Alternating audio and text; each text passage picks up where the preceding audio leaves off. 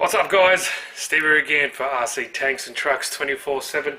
Video 2 for this build series slash I guess hack job for the Hercules Hobby 1/14 scale tractor truck, or it's just basically a 1/14 scale Actros Mercedes RC truck, similar or pretty much exactly like the Tamiya ones.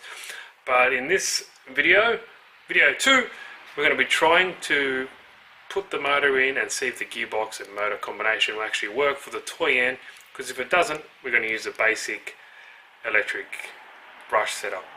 Yeah, no, boo, right? Let's get back to the table and see what we actually put together. Now, like I said, I'm not going to be putting everything together on camera step by step. I'm going to do a big chunk, like the chassis, and then we'll move forward later on to that. But let's have a look what the first part we need to do. See you in a bit.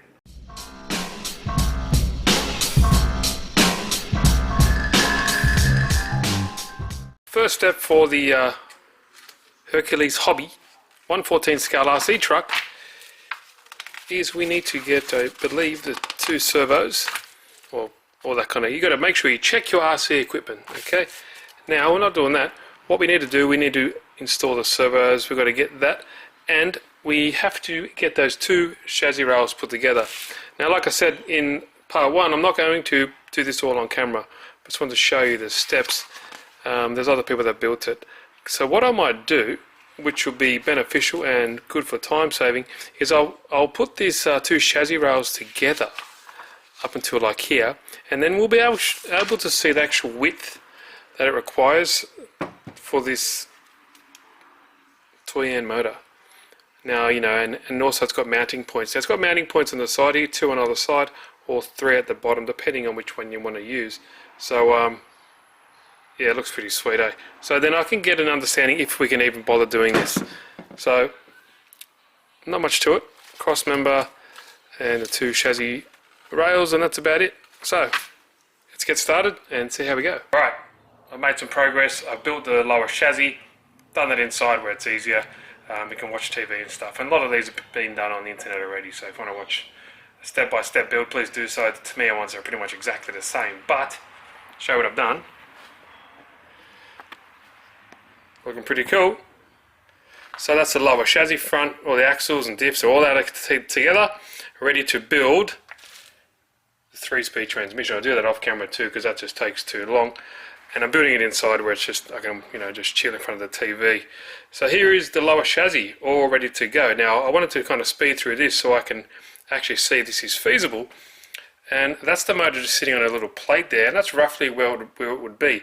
You wouldn't need to go in between the chassis rails, although it can if I need to be. But so far, because when you sit the body on, I think the body sits up around about here anyway. So it sits fairly high. It doesn't go all the way down like that. It sits around about there, so I think it might be okay. So obviously the next step will be building the transmission. But what I wanted to show you is something that I got in the mail as well. Now this is from Sterling Kit, I believe. They do a lot of this toy and stuff as well. But they have the accessories here. They sent this out to me. Here is well, it's a transmission. It's only 1 speed. It has neutral and reverse. So that is something that I might be able to use. So it's got reverse in here. It's got your little forks. That's something I might be able to use here, because check out this. It fits right in between the chassis rails like it's meant to be. So you could obviously lower it, and check out that. It kind of mates up perfectly. Now I'll use my other hand if I can get it. Now how this system works, you can see the grooves on this housing here. Well, it's like a pulley. Now it uses dual pulleys, like a, what do they call it? Like a rubber band type of thing, or it's a rubber pulley. It didn't come with them. I'm not too sure what to use. But look at this. So it sits perfectly in the middle, and it kind of lines straight up. Now you wonder, how does that marry up with the gearbox to the flywheel? Well, we have this as well. So there is your gearbox. Also have this kit as well. So I'll leave the links in the description. Go check it out. There is the clutch belt, and you can see the grooves match up. Kind of lines up like that, or you can put the motor up directly above it. and it uses two pulleys, or the two rubber pulleys, to connect it up. Now it also get in the kit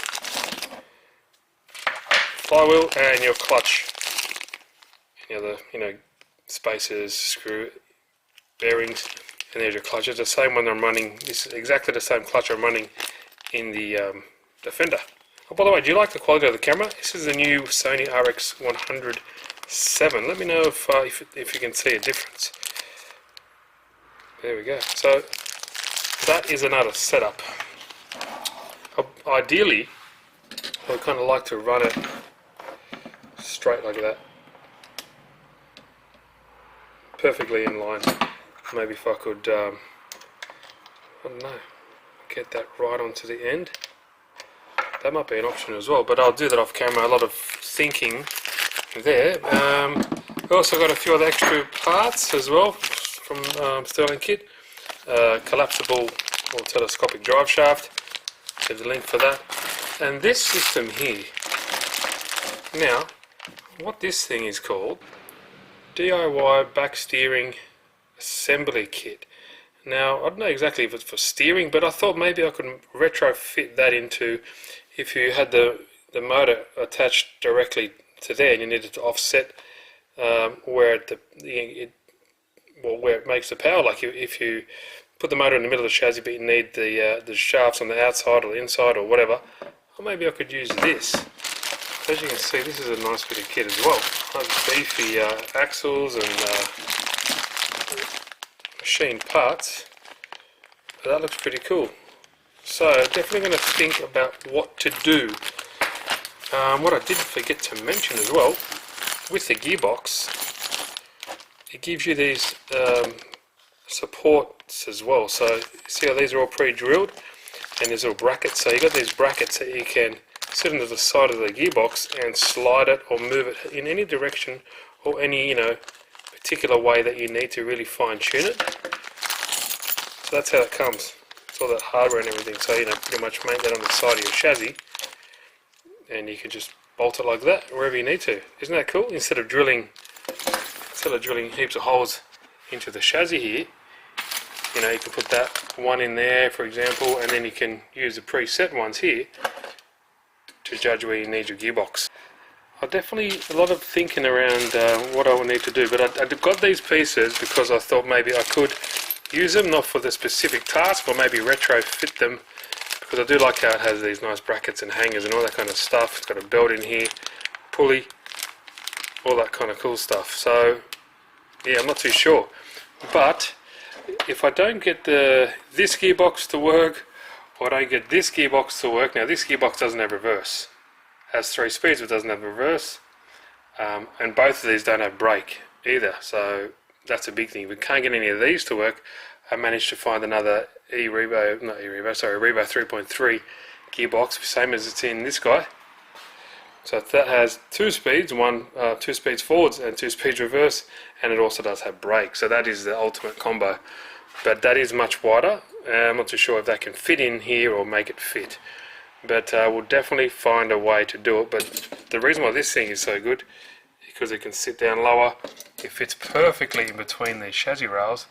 And with the included kit from Sterling Kit, these ones here, you can drop it down, move it around in any direction you want, and obviously retrofit these. So what I'll do, I'll move on.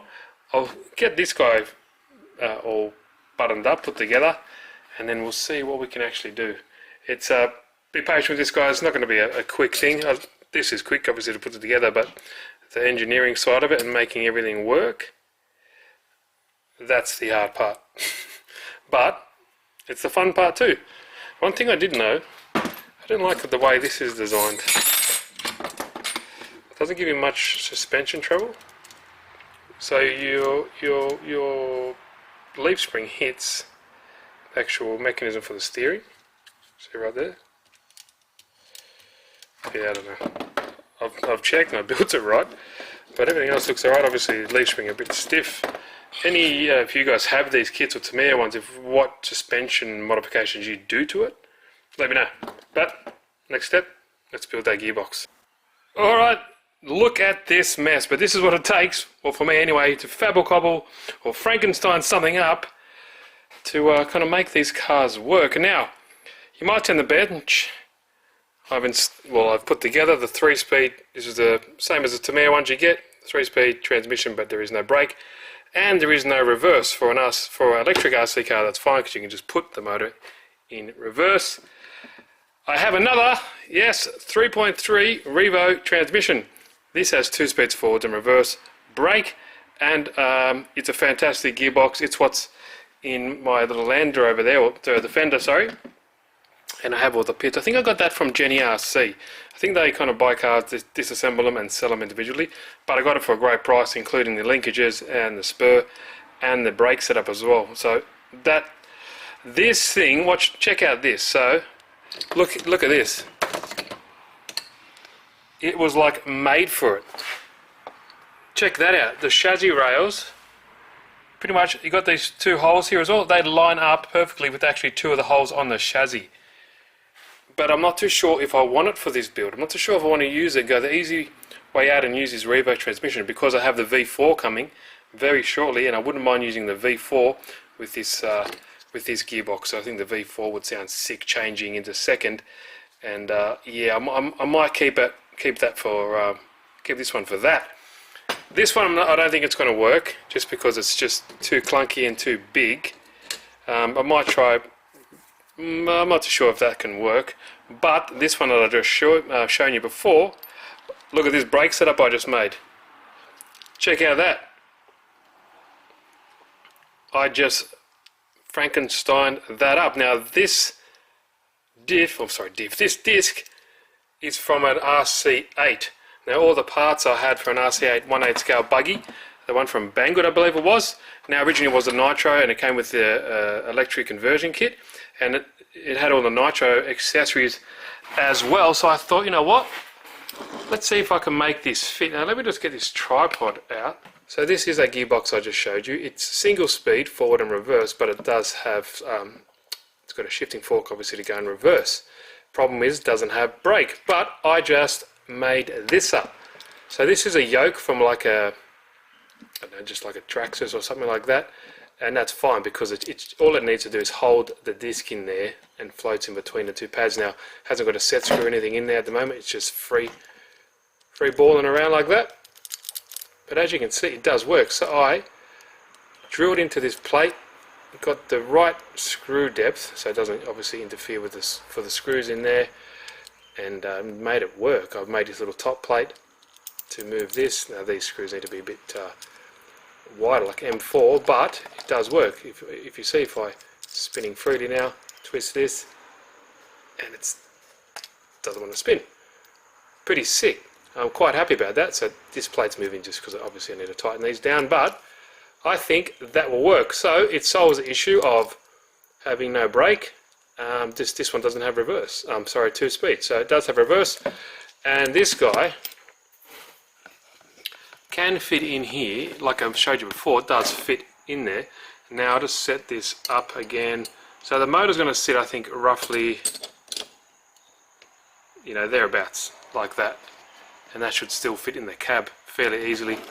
Now, because that juts out, now I couldn't put this brake linkage up here because it just didn't work. There's not enough clearance to miss this, what is it, the input shaft. And obviously you can't put it straight up because that brake linkage will hit the input shaft. So this, I think, how it's set up, is going to go under here. So if I just get this motor, and I move this like that,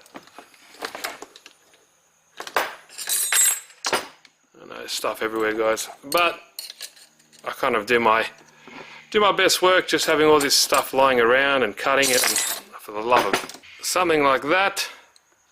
And we have a, I could even use this. This is a 2-speed clutch bell, but you can use it anyway. Let's just put that on there for educational purposes. I might even use that. It might even give me 2 options. So that's going to sit down there, and the input shaft is up there. Now I have a little oh wait, I'm not too sure if I showed you, way around it. This came with like a pulley system.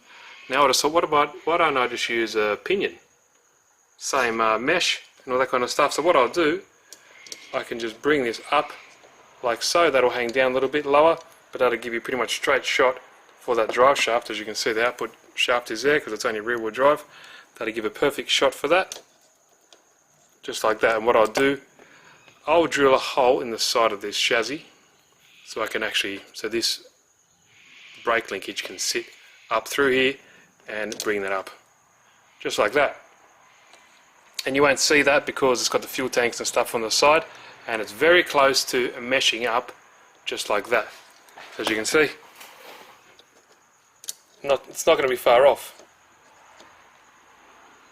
So pretty cool. And depending, I can change this pinion to a larger pinion to change the gear ratios. But I guess that's it. It's all trial and error though, and that hopefully will give me enough room to figure out a throttle linkage on this side, and also for this brake, and another servo for the forward and reverse. That's it. But so I got around with the pulley issue. I changed it to a pinion, and that's it. And yep, you saw my little Frankenstein brake setup. I'm quite happy about that. The motor probably is going to sit pretty much exactly like that in that position. The fan will sit there, just missing that. It looks high, but it's not, because the body kind of sits above. I know, kind of sits that high, and that'll be inside the cab as well. So that'll look pretty cool. But let me know what you guys think. Any other hints and tips, or what do you think of this little gearbox? I think it'll hold up because it's all metal gears. They look fairly decent quality. You just got to make sure. I'll leave the links for the description where I got that from. Sterling kit, I believe, and all those other parts as well. But yeah, I think I would rather use this for the V4, even though that sits in there perfectly. It still will be a little bit difficult to make it all fit as well. Now if I get that out of the way, if I put this guy in here, and it's funny how it just sits in there like a glove, just like that. Look at that, perfect. Absolutely on the money. You get rid of this cross member, and you could make that work as well. If worse comes to worse, I can't make that work, I can use that, because look at that. Fits in there perfectly, exactly in between those chassis rails. But anyway, I think I'm blabbering on a little bit too much. I jumped a lot of the steps obviously and got to where I am, but I don't want to bore you guys. Links in the description for everything. If you have any questions, please leave them down below. If you don't like what I'm doing, let me know. If you like the video, give it a good old thumbs up. If you haven't, please subscribe. It's for free, and there's heaps of cool stuff like this, and also the 4-cylinder version of that they would have seen on Johnny Q90 that he has. So yeah, of the toy end. So lots of stuff happening, fun times, and I'm just enjoying it. No rush, just having a lot of fun, and I hope you guys are too. Learning, and yeah, that's all part of the hobby. Cheers guys.